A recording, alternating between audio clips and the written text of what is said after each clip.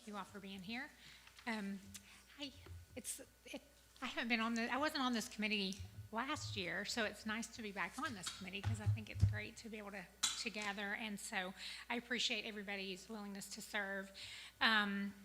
So the first thing we need to do is elect co-chairs. So typically we elect a commissioner to be a co-chair and a Board of Education representative to be a co-chair. So do we have nominations for, let's do commission first. Mr. Smith. I'm not interested. You interested? Mr. Smith. So Mr. Smith has Mr. been, Smith goes to Knox County. okay. So we have a second for Mr. Smith. Any other nominations?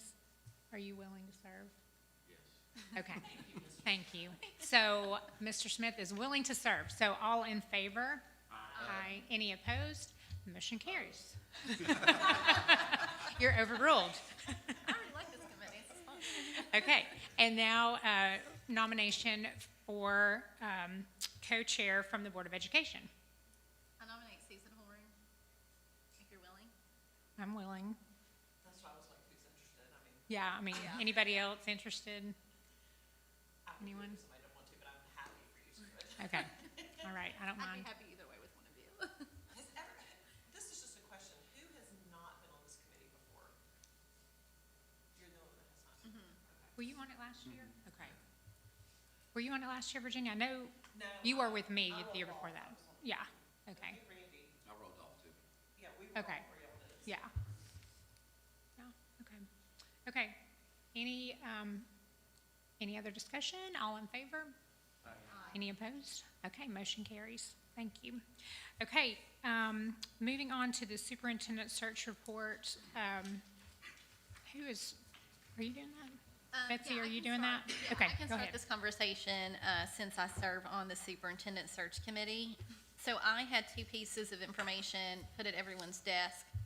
Last Wednesday, the board voted to set the timeline and the day of community input. So I have those two pieces of information there for you guys. The day of community input will be December 2nd, and you can see there's a schedule of how the day will run. But you all will be invited at 11:30 a.m. There's a luncheon for public officials and community leaders at the Crown Plaza, and that will be our opportunity to give our input on what characteristics we would like to see in the next leader of our school system. And it's an exciting time for Knox County. It's an exciting time for our schools. I think choosing the leader for 60,000 children, so it's a big responsibility. And then we also voted last Wednesday to set the timeline. So I have that here for you as well. Again, December 2nd is a big day for all of us with community input. There's also an online survey where anybody can submit their comments, and all those comments will be public as well. We are working with TSBA, the Tennessee School Board Association. They're helping to facilitate this search. And on December the 8th, that is when the board will adopt the criteria that will be used to create the brochure and the job description so we can start looking for potential candidates. And then you can go through the timeline.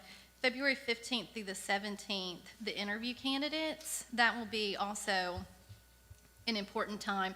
So the 3 to 5 final candidates will come to Knoxville on those days and have a day just to tour the community. That's when we will interview them. So that'll be a big day for our community as well.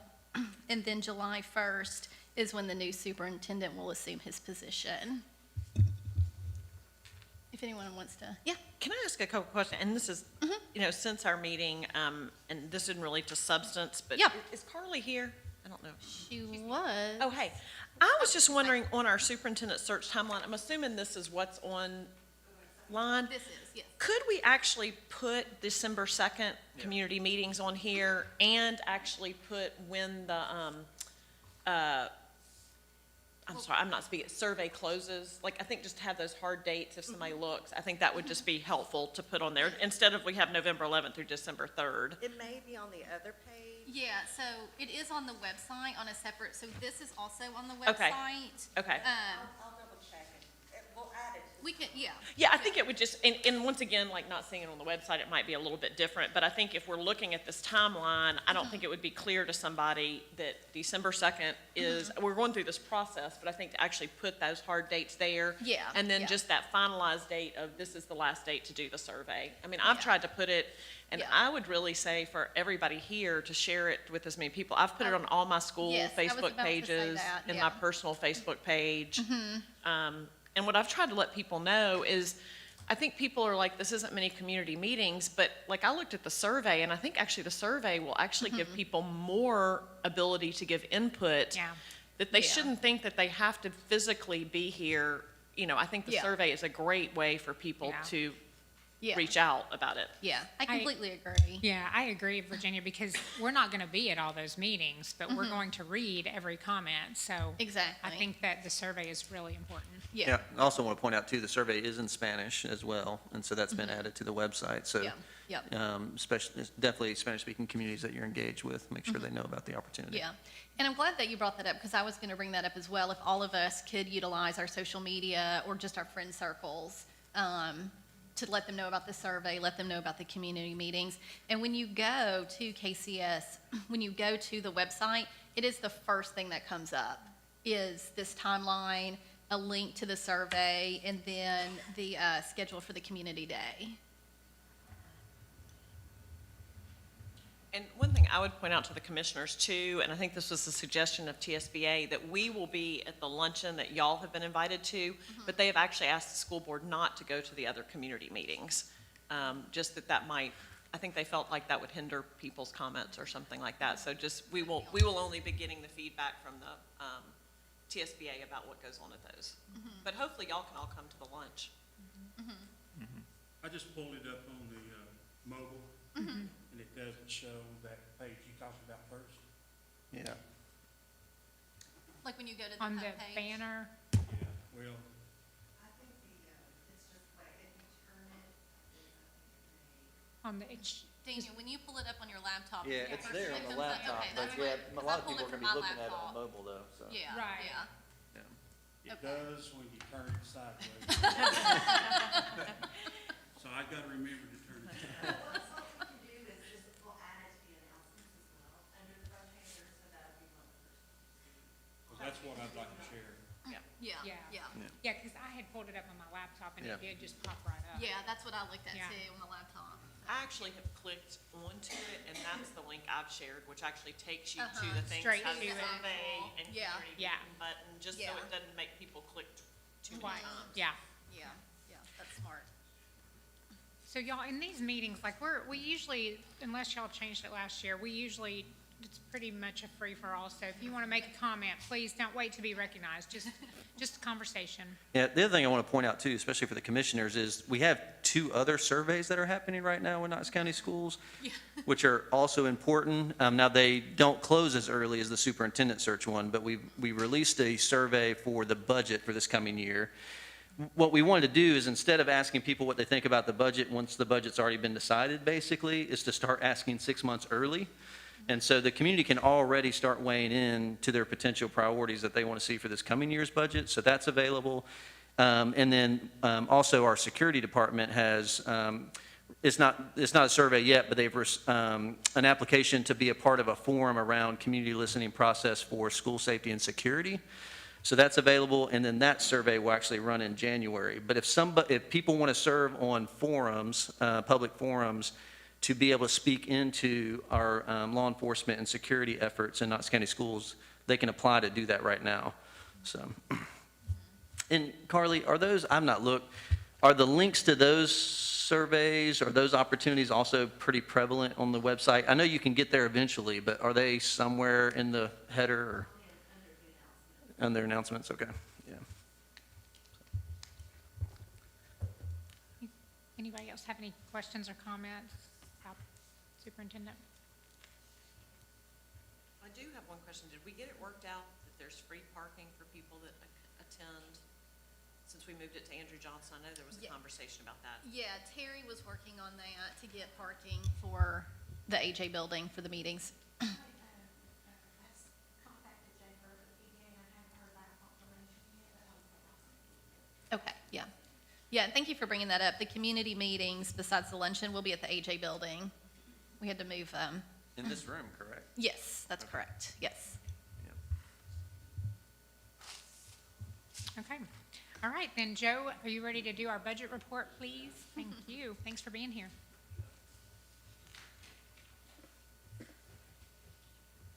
Just turn it on.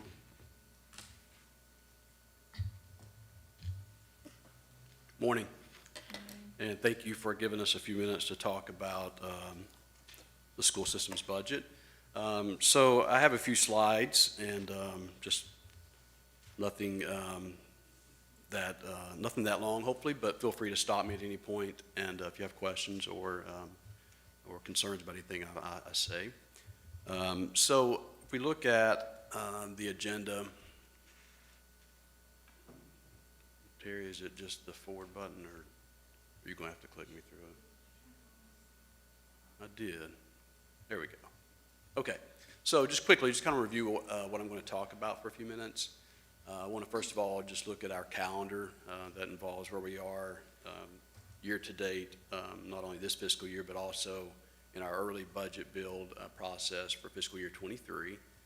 And then I want to give a short update on expenditures and revenues year to date, and then look at some upcoming challenges and potential opportunities. And then we'll have some time at the end for questions. So I'm not sure you can see this real well, but I want to point out the first slide just kind of, it has October and November in a different color shade there, because that's where we are currently. So a few things that I want to point out here. One is, as you know from being around for a while, the staffing is a large chunk of our general purpose budget. And so right now, we just finished up doing what we call our staffing auditing, which is where we meet with each high school and middle school principal to go over the staff they currently have in their building, reconcile that to the number that we budgeted for the current fiscal year. And then we're in the middle of doing the same process with all of our elementary schools. And then the second part of that is in line with more of a budget outreach, which is not only do we want to have the surveys that, of course, go out to the community and the meetings, but we also want to make sure we touch base with all of our stakeholders. And so we're right now planning some initial discussions with teacher advisory councils, principal advisory council, and then our PECA collaborative conferencing group. And then the last thing I'll mention there that's currently going on is, as Mr. Watson mentioned, there's the KCS video, which is the intent of the video is to serve as just kind of an intro to the general purpose budget. It's not fiscal year specific at this point. And it's also on the budget page if you go to Knox County Schools /budget. And then the second part that's new to this year is the budget survey. And so the intent of that is as we've said, we typically hold meetings in the spring, and then a lot of times at that point, the feedback you get, you're so far into the process, it's hard to incorporate it until the next fiscal year. So the intent here, and we talked about this at the board retreat a while back, the intent is to get feedback from the community. And we thought just with all that's going on this year, the initial way to step into that is through a survey. And so our intent is to get those results back and categorize those and bring those back to the community meeting we have at the first of the year. And also, obviously, to the board and to the superintendent and the executive team.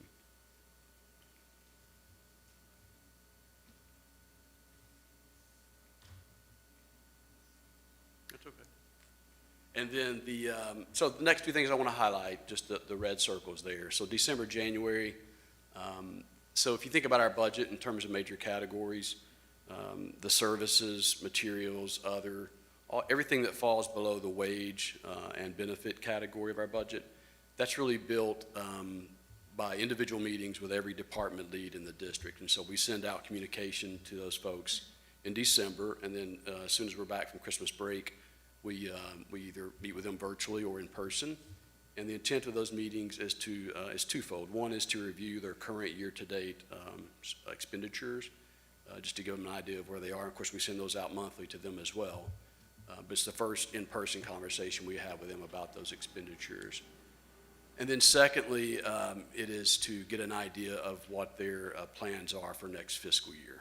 And that's where we start building everything that we call, quote, below the line in the budget, which is not wages and benefits. And that takes up pretty much the entire month of January, that process does.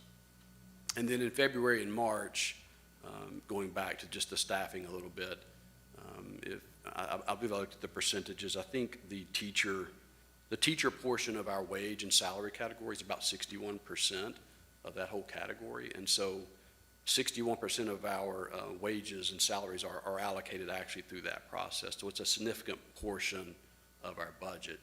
And so what we do there is in January, our enrollment department will give to us, based on a number of items that they do with MPC, working with principals to see their roll-up schedules for next year.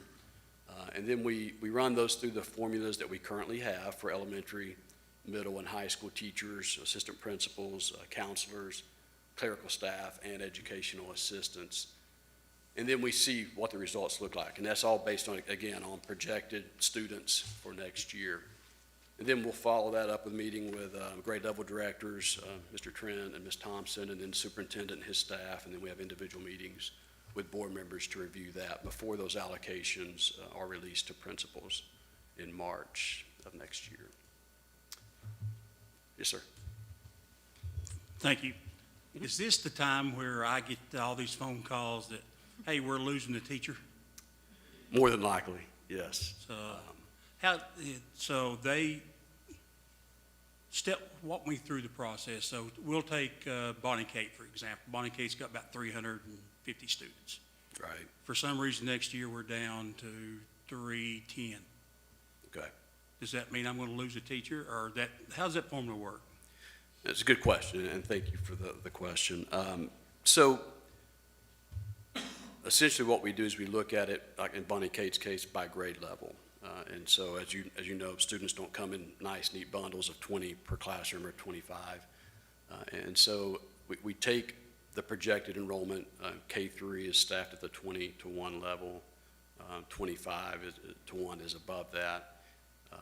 And then, so what we do is we take those, run it through the formula, see what it looks like initially, but then get with Julie Thompson, who's the grade level director for all of our elementary schools. And then she works with the principal just to, so for example, in that case, if you have, let's say you're expecting 49 students in your kindergarten next year. Well, if you divide that by 20, you're looking at 3 classrooms there, right? But what if you get down to, say, 38 students and you divide that by 20, then you're looking at less than 2 classrooms, but you can't put 38 in a room, so that leads to 2 classrooms. That's why it's not so neatly divided in the elementary ranks. And so that's the beginning of it. And then if we looked at Bonnie Kate and said, well, it looks like just based on their projected enrollment, they're going to lose X number of positions next year. The next step to that would be to meet with the superintendent, his staff, and talk through, for example, last year, we had several schools that were in that category. And so just based on last year, I believe our BEP, or our ADM, was running about 2,000 students lower than prior years for a lot of different factors. So the superintendent and staff and the board agreed to hold everybody harmless in that case, basically meaning we're just going to keep you where you are until things settle down a bit because of the fluctuations, which we haven't seen in a while. And then after those conversations are decided, and I'll say this, normally we cap, there are some schools when we run through the formula that just based on the enrollment projections, they may be looking to lose 5 to anywhere 10 positions. And so just to mitigate any potential impact in the building for the next year, in my time in doing this, we've never said you're losing that number of positions. We usually try to cap any loss at 1 or 2 just to mitigate any harm at the building level. So that's kind of how the process works. Any other questions on staffing or anything I've said so far?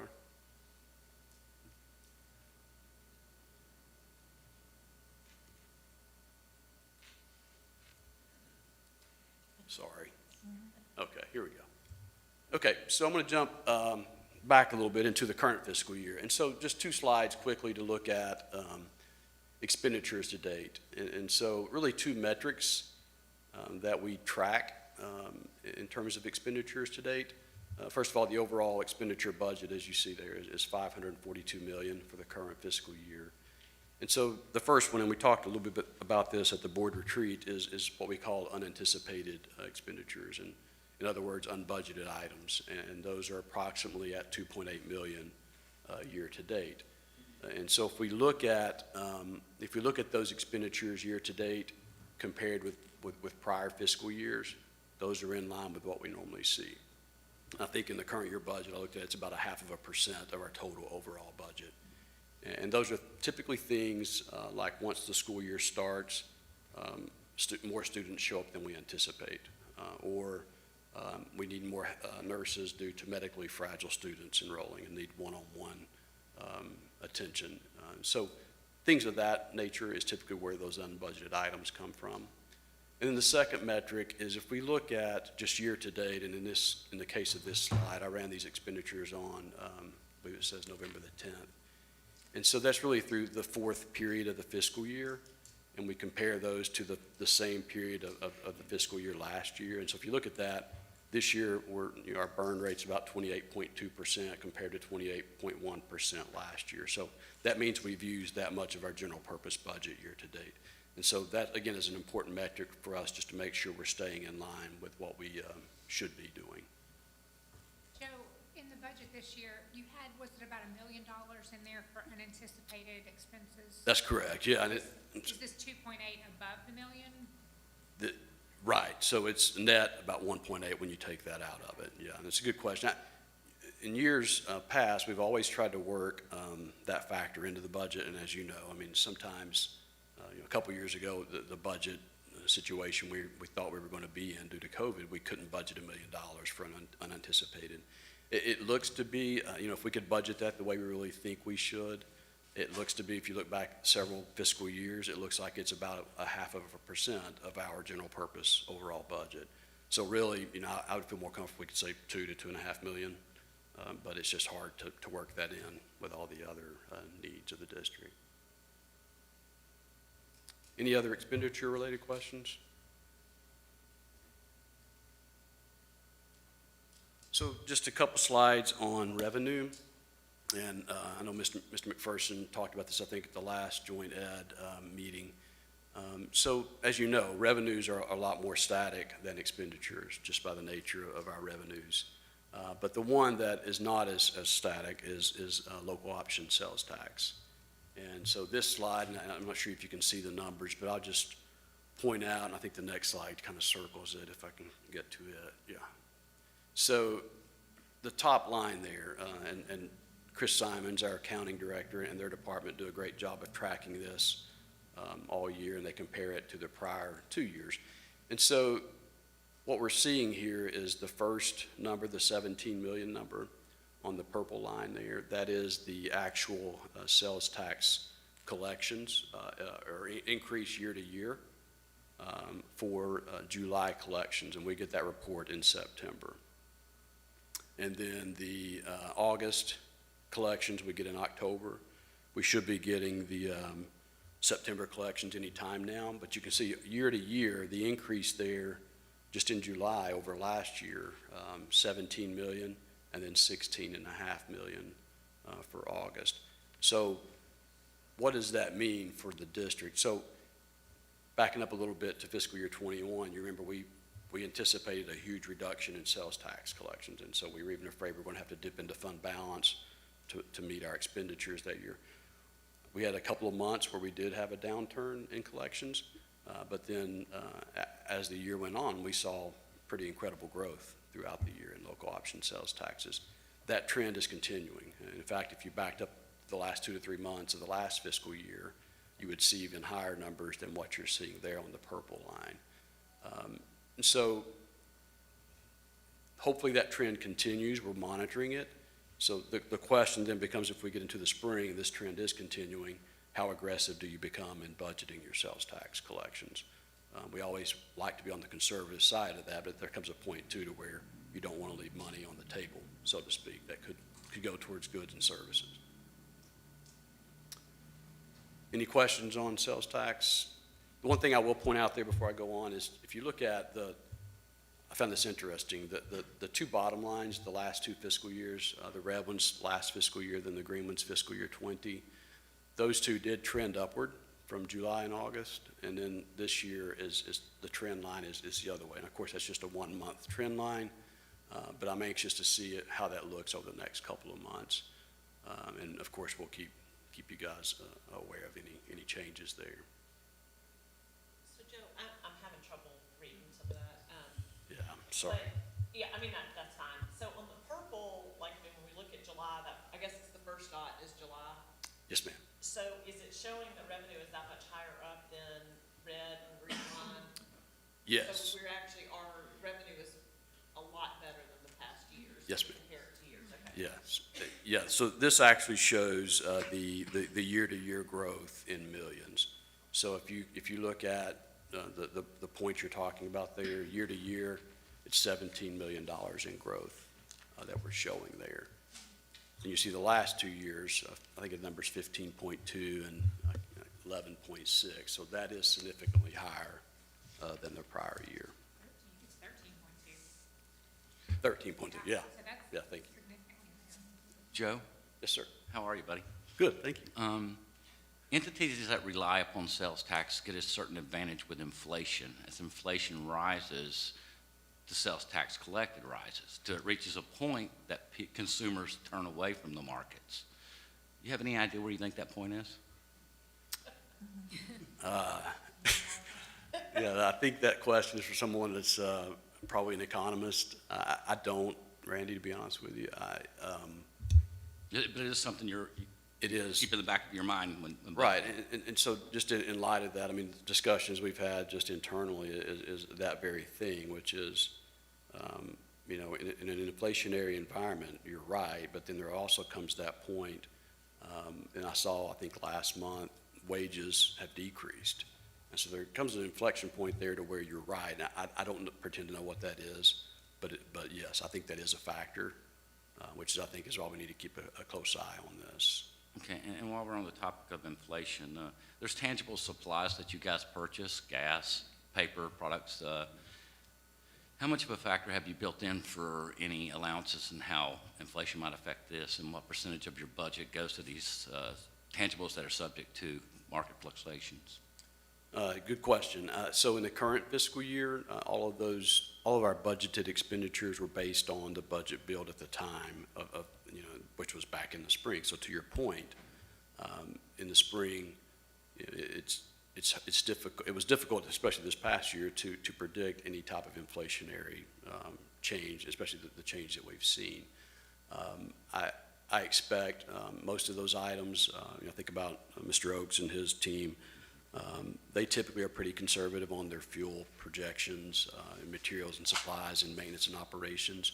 So I suspect they do build in a bit of a cushion, but I think also, and I think about fuel prices specifically, you know, I know we pay our bus driver, our bus owners a fuel mileage index. So anything that goes above and beyond that fuel mileage index comes out of our current year budget. And based on the fuel mileage index, when the budget was built, I imagine that number's a lot higher right now. So the potential was there, to your point, for more unbudgeted expenditures than we anticipated for the rest of the year due to the inflation. Okay, and I got one last question. It's about TCRS. The state has lowered their assumed What rate is of return. TCRS? It's the retirement plan for Okay. teachers, for the certifieds. Yes. They have lowered their rate of inspection, and people think that sounds good, but what it does is it makes the gap of contributions larger. Have you all looked to see what kind of impact that's going to have on you all? You said they lowered the rate of, I didn't hear what you said after that. That they've lowered their rate of return that their actuaries okay. put on Yes. their assumptions. And so just to kind of explain that a little bit, TCRS is what we call a pension plan. Most of it is. So our legacy plan would be for, I think, certified employees that were hired prior to 2014. So actuarially, every year, they give us a number to say, here's the percent that Knox County Schools has to contribute per employee. it's a closed plan now, so fortunately, what we're seeing is, especially I think 2 or 3 years ago, we had the early retirement incentive, and we've seen more folks, retire due to that, so that number has started to go in the other direction in terms of number of legacy plan employees and number of TCRS hybrid. So the hybrid plan is a little more, forgiving, yeah. So 5% of it is the defined benefit, and then 4% we do through just a traditional defined contribution match. I think it's 6%. I'm sorry, 4%. 6% is our classified retirement. To your point, I think I wasn't aware they had lowered their number on their return. So what typically that does, and I believe your point is right. I mean, it could lead to the district having to increase the percentage that we contribute per employee next year. Again, my thought is, as we look, I don't have the numbers off the top of my head, but last year we saw a significant, we always, so the way we budget that, just for y'all's information, is we take a look at all of our certified employees as a whole, and then we see how many of them are on the legacy plan and how many of them are on the hybrid plan. Last year, there was a significant shift in the percentages that were still on that legacy plan. So, hopefully, as time progresses, you're going to see less of an impact of such things going forward. Thank you, sir. Yep, thank you. I was going to bring up, I'm in a Rotary Club, and we had Mary Ann Wanamaker with the Baker Center come speak and talking about the economy. And I actually brought up, I said, do y'all talk to county commission or the county government? Because it was fascinating. I mean, it really was one of the most interesting talks I've heard, and we maybe even could get her to come to our group. But I even think county commission on a larger level, like all county commissioners, I mean, just the trends that they are seeing and the projections that she had, I thought was just so interesting, and I think we all need to be paying more attention to them. So that might actually be something we look at, because it was just very informative. It could be something for our finance committee, probably. Okay. Her name's Mary Ann Wanamaker. Is that the last how you say it? Yes, Mary Ann Wanamaker. She's the director of the Baker Center. Yeah, she's amazing. Yeah, I mean, her background, like she's yeah. consulted with presidents and. Yeah, she was on Trump's Economic Advisory Council, I believe. So she's incredible. Yeah, it was kind of impressive to think that she's here in Knoxville now. So. Yeah. Any other revenue questions before we move on? Okay, so I'm going to spend the rest of our time just looking at a couple things that we consider challenges / opportunities. And this is a slide, if you were at the board retreat, you saw this one, but it's significant. And so just to kind of sum it up, at the top, we show you, and the column is, the second column is labeled BEP ADM. So in everyday terms, what that means is the number of students that our general purpose funding is based on for that fiscal year. We call it the BEP ADM because it's average daily membership, and the BEP funds us through that number. And then the third column over represents the budgeted teacher for that fiscal year. And those are published in the back of our published general purpose budgets. And then the last column is the ratio of just those two. I want to point out that does not mean classroom size. It's strictly a ratio of budgeted FTEs or budgeted teachers to the number of students we were funded on. That's an important metric for us to track, because if you're funded on a portion of that and the other portion is what's going out in terms of expenditures, then you should be aware of that correlation. But the ratio you see from 2017 through 22 and then 2023 is projected is, we were at 15.15 back in 2017, and that number is down to about 14.89. And I was curious about what the national average is, and I can't see my source on the bottom there from this far away, but I believe it's public school review or policy review or something like that. But essentially the number up there is 16-1 is kind of the national ratio. So I point that out because I feel like we're in a good spot in terms of just the ratio of budgeted teachers to the number of students we're funded on. The graph at the bottom does show the correlation I'm talking about. And so if you look back from 2017 up through 2021, you see a correlation. The top blue line being the number of FTEs that we were funded for that fiscal year, the green line representing the number of teachers that we budgeted for that fiscal year. You see it cross a bit in 2020, and then in 2021, it gets back what I would call right-sized. And then 2022, you see it drop well below. So the question is, why does that happen? How did that happen? And then how do we maintain or get back to the correlation that we see historically?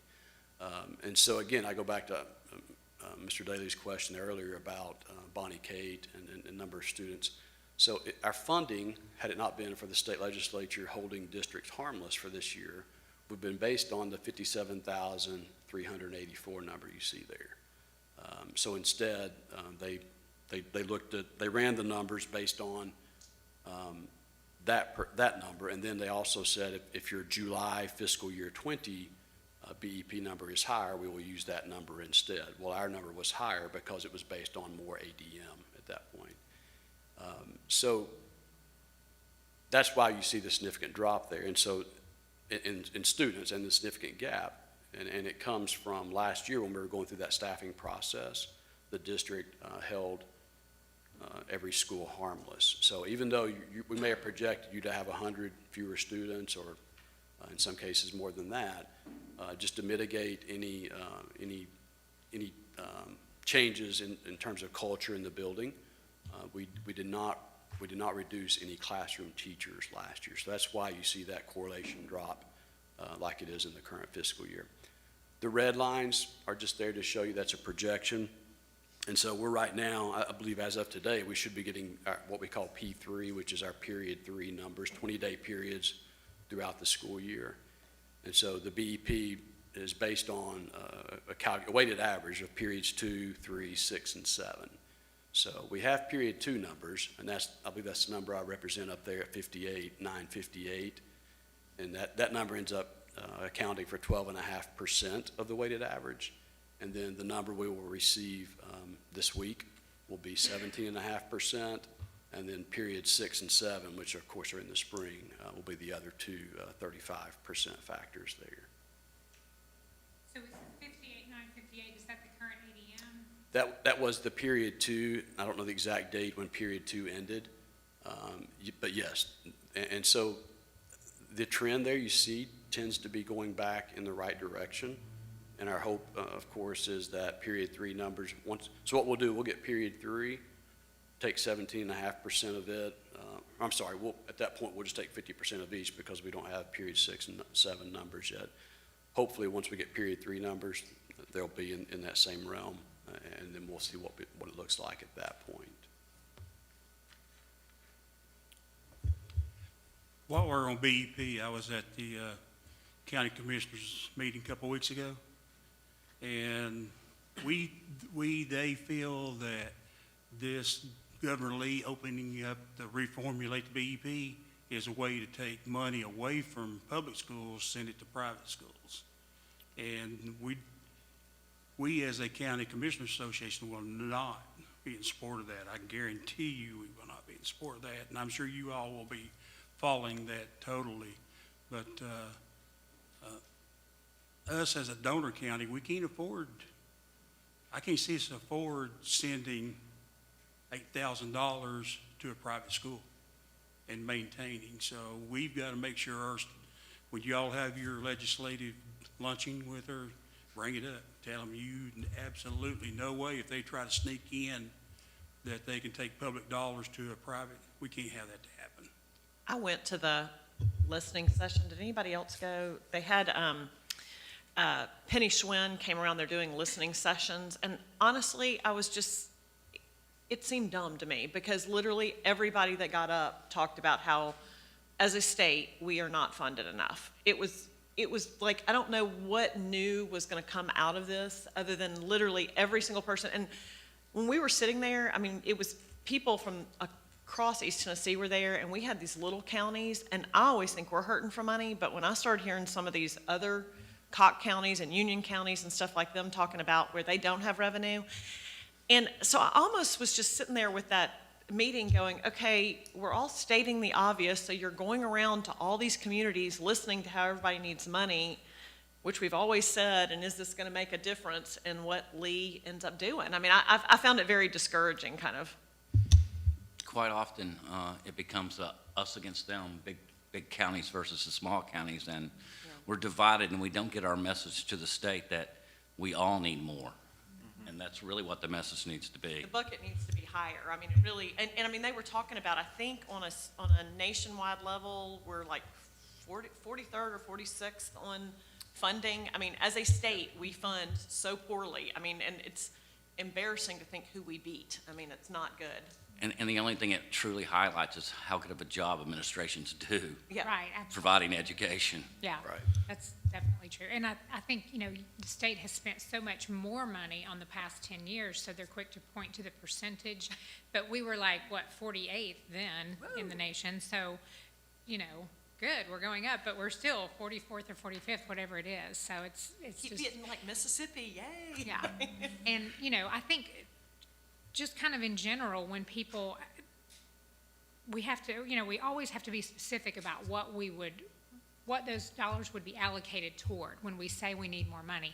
And I mean, I think we do a very good job. I mean, we know exactly what that money needs to be allocated toward, and, you know, for the most part, it's people. We need additional hands-on people, but we also, you know, that doesn't even touch the fact that we have, there are so many other things that the public sees that we need additional money for fine arts, for supplies, for just those things that are so far on the list that even if we do add money to them in our budget, you can't even tell because it's so minimal. So Randy, your point is very good. And I know when we were on joint education year before last, Joe did a presentation for us on how our county stacks up against the other 4 large districts. And I was just looking at those numbers again the other day. And you're right. Our administrators do a fantastic job with the amount of money that we have because we have the highest proficiency of the large counties on the least amount of funding. So, you know, so that's great. And, you know, sometimes the enemy of great is good. So we have a good school system that can be the enemy of a great school system because everybody's kind of happy with what it is. Meanwhile, we know if we had additional funding that we could be more successful for our kids. Well, and I don't know if this is the time to bring it up, but this is something that's really been bothering me, and I talked to Scott Bolton about it. Because we can say all day long we want to fund positions, but right now, y'all all know we're in a labor shortage, and we can't even find the bodies. I mean, I was talking to Scott about TAs. We have 75 open positions right now. We're paying a starting salary of $18,443 for those people. I was looking at food service workers. We're paying them $8.65. If you can go to Target and make $15 an hour to show up at Target, how in the world can we attract these people? And we were just talking about inflation. I just looked at the inflation rate. It's 6.2%. Something Scott pointed out to me is we actually gave an 8% raise last year. So these people are up 8%, barely even meeting the inflation rate. And I think that's just something as a county, we have got to look at what is a standard of minimum pay for these people. Because how can we attract a food service worker for $8.65 and a custodian for $10.08 when they can go almost anywhere right now and make more money than that? And I think it's, we keep talking about we value our education system, and we keep talking about we value our kids, but we literally can't even staff. We've got the staffing positions in there and we can't do it. Scott couldn't get me how low we were off on food service workers and custodians, but just TAs alone, we're not staffing 75 people. So, you know, that kind of I didn't know when this was a good point to bring it in, but I do think we've got to look at, we're always talking about teachers and even needing more positions, but I do just even look at our lowest paid positions that we've got to do better for them. My soapbox. Yeah, and I mean, I'm glad you brought that up, Virginia, because we, you know, as a board and the administration always tries to be very respectful of staying in our, you know, within the natural revenue growth so that we are, you know, working with the finance team to bring a budget that is, you know, that works with the county's budget, because that's really important, and we recognize that.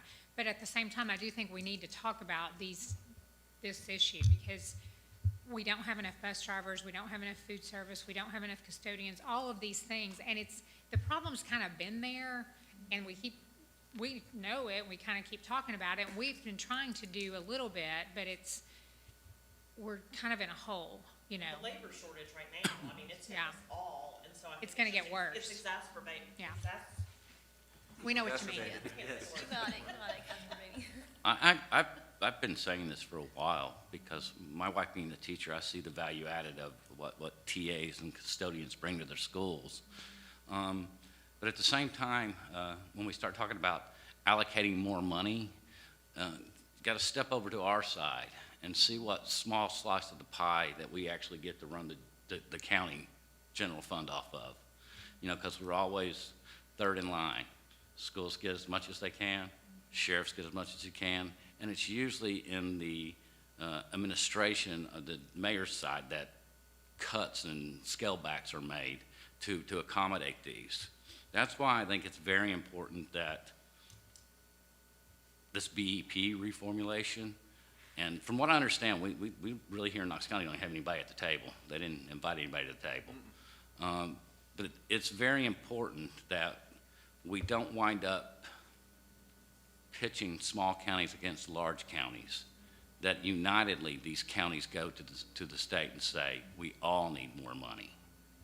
But I think if you don't maintain quality people in TA positions, custodial positions, cafeterias, and maintenance, it has an effect throughout your whole school. And the same can be true for security, too. Right. Yeah. I mean, I just got those, but I mean, I think I agree with you, Yeah. but I mean, I think you make a very good point. It's not an us against them, we've got to get more money coming from the state, and I mean, they've got to look at their allocations. Yeah, and you're right, we need to add security to that list, because we tend to, we need to. And if the state wants this to become a continually growing state, bringing in businesses, it has to have workforce development, and we have to have an education system that can support that, or at some point, it'll just, you know, the growth can't go on forever if you don't have the supply. Yeah. Carson, to your point, I'm also concerned too about where the governor might be heading in that. But on a national level, there's only 12 states that still have a resource-based funding model. Ours is one of them, and which is a really antiquated model.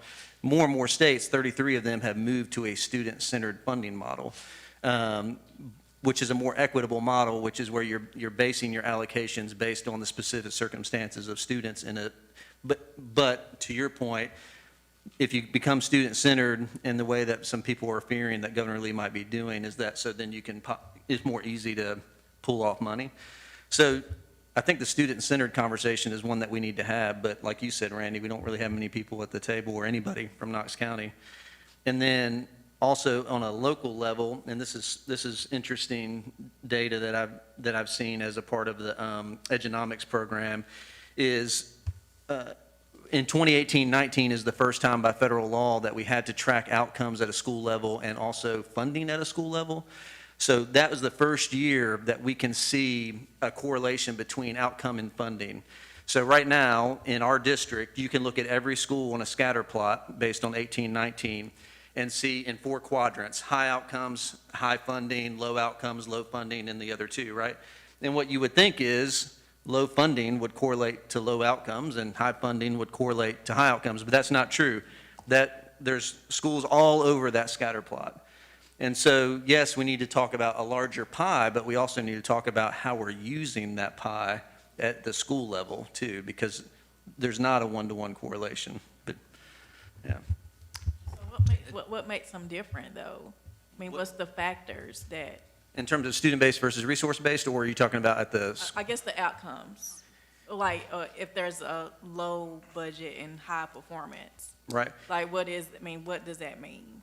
Yeah, I think what people are finding out is it has a lot to do to the degree that that particular school can discern how to spend the funding in their school and meet the needs of that particular population, instead of just a resource-based allocation is more, here's how much you have and here's kind of how you have to use it.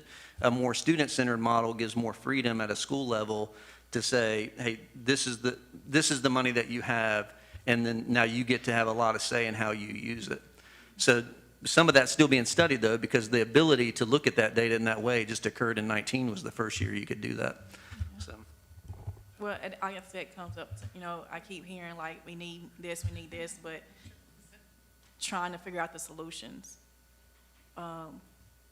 Because in reality, we're never gonna have enough money in the world to do anything that we wanna do. Right. But just trying to figure out, really serving the needs of the students in each school and each community is very different. And being very proactive with that.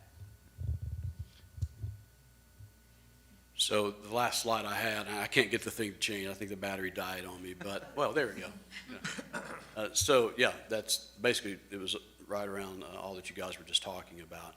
And I know we're running out of time, but I want to say a couple of things now, back to the student-focused part of this does concern me a bit for the reasons mentioned, and based on the previous year's attempt to create the voucher program. I think one of the, I think Mr. Watson's right as well. I think, and we've looked at this in the past, Metro Nashville actually does their budget by student focused, and essentially they base it on the individual students. Is that student an ELL student, a special ed student, what option special ed? And it carries more weight, and that makes sense from how we allocate funds. I think some of the concern is right here is that if now we can say we're giving Knox County X amount of dollars per student, which is not what they do right now, is it's ran through a ratio, and then here's how many teaching positions we're going to fund you at.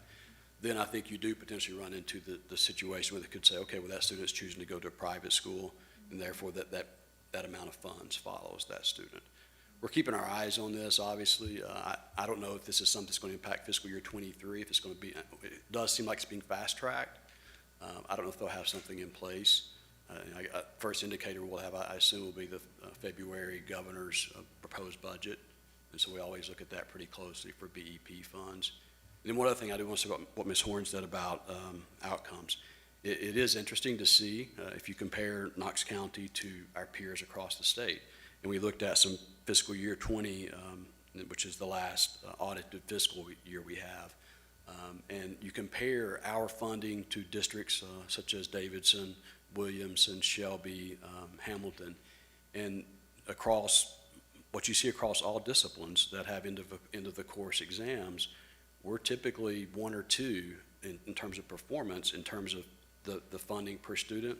We're about fourth out of 5 districts there. So I do feel like our teachers, principals, staff does a great job in getting the most out of what we are funding. At the end of the day, I would just say my thoughts on this is how they reslice the pie, to Mr. Smith's point there. You can slice it however you want, but unless you increase the size of it, I'm not sure it's going to make a significant difference. Thank you, Joe. Thank you so 2 things. One, just as a reminder, Chris Letzos is on the BEP subcommittee, so he will be representing our issues and views on that. So thank you, Chris, for doing that. We definitely need that. And then secondly, Joe, I want to brag on them for a minute, because at our September retreat, you showed us a slide that basically was looking at over time how your department projects the budget and how close you are to meeting that budget every year. Weren't you within 1 to 1.5 percentage point each year?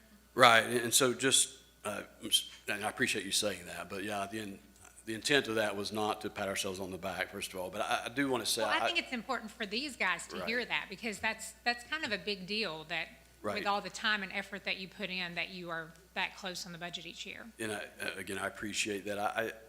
The point of that, and we showed the absolute value of the last, I believe it was 5 years of our budget to actual variance on both expenditures and revenues. And I believe in every year, both categories, we were beneath 1% variance, which we feel is real strong. I mean, the finance team obviously works hard on that, but I think that also says a lot about the administration and how they work with us to get that done. I do want to say one other thing about, I meant to say this about Ms. Babb's comment on staffing and EAs. And I do, in the last 5 years, I mean, if you look at what the board and the superintendent have done, 2 of the last 3 years, one of those being the COVID year in which no one got a % increase, we gave 4% raise to every category of every employee. And then last year, 8% to the categories that were having a hard time staffing, but still yet, you still can't get them because of your point. You know, you can go somewhere else and make more money on the hour. And then also this year is the first year in a long time that the state increased our state health insurance premiums, and the board and superintendent, decided to pick up that portion. So we're actually funding more of the employees' insurance. So we're moving in the right direction, but my fear is unless the size of the state funds increase, and to Mr. Smith's point, there are other county needs other than just education. So there has to be some give in there somewhere in order to be able to continue to pour money into keeping, training, and employees. So anyway, thank you. Thank you, Joe. Joe. Thanks so much. Okay, any other comments before we move on? Okay, so the meeting schedule for 21-22 is the next thing on our agenda. So typically, I think we meet we meet quarterly, I think is what we've done before, quarterly. So, I know last year, the meetings were lined up with when we had our policy review meetings. So typically, they fell roughly on like a Wednesday afternoon at 4, usually like the third week of the month, whatever month we need to be in. Is anybody opposed to that? Does that sound okay? Okay. So we have if it's all right with you guys, we have a policy review meeting this afternoon, so we can touch on that and kind of set those dates, and then kind of line that calendar up, if that's okay. Okay. All right. So we'll see. Go ahead, Randy. Carson, might need your help on this. We've switched our finance committee meetings to Wednesdays. Is that permanent? I didn't know that. Is it permanent? I don't know either. I thought it was temporary. Is it temporary? I thought thought it just was. something because, I don't know, I just thought it was like. Seemed like the large assembly room was booked for something, and we couldn't do it for this past Monday. But no, I wouldn't be in favor of moving our finance to, Okay, I just want to make sure we're not doing that before we tell them to go ahead with Wednesdays at 4, because that's exactly when, we'll know at 4 o'clock, so you can give Susan a call. okay. Y'all are meeting today with finance. Yeah, Okay. yeah, I'm not in favor of that. We need to still meet at 3 o'clock on, Monday. Okay. All right, well, we'll try to firm that up in the next few days so we can get those dates out. Perhaps if you went ahead and scheduled that, that would give us an excuse to say we Okay. can't meet on We Wednesday. can do that. first come, first served, right? Yeah. Okay. We'll do that. I need to look and see offhand. I was thinking, Ms. Coatney, you can correct me if you disagree. I was thinking probably January and March, March is when we'll have policy review. So, We're probably going to need, where are we going to meet after this? Because when are we officially out of here? I think we can have access to this at least in February, is my understanding, like March, Okay, so Okay. TBD on. yeah, so, okay, just, since we kind of have a game plan, we'll kind of go with that, and we'll try to firm that up soon, so you guys can put that on your calendar. And if there are topics that we would like to discuss, if you'll send those to myself and to Randy, you can send them to Terry, so that we can make sure that we are kind of hitting the things that we need to discuss and talk about, and that you're curious about, that would help you guys have a perspective and everything, so. One that might be good, just for us to consider, is that we've gotten the ESSER money approved, sort of an update on how that's going to be rolled out and stuff. That might be good for us all to know. Yeah. Of course, a lot of it is staffing, which A lot of it's it staffing. concerns, I mean, It's- sorry, John, but I mean, that concerns me that a lot of the ESSER money is to be used for staffing, and we can't even staff what we've got right now, so. Yeah. Yep. I would like that too, because I know John and I had talked about, just updates, even at our board meetings, about how the ESSER fund, just the implementation of that, because, once it's gone, and did it bring good results, and was it used properly? So, And for the board members who are going to TSBA, you are going? Okay, it's just Daniel. Well, I'm moderating, I can't remember what day it is, but I'm moderating a forum on what districts are doing with their ESSER money, so that'll be interesting to hear. Yeah, so. Anything else? Okay, sounds great. We are adjourned. Thank you.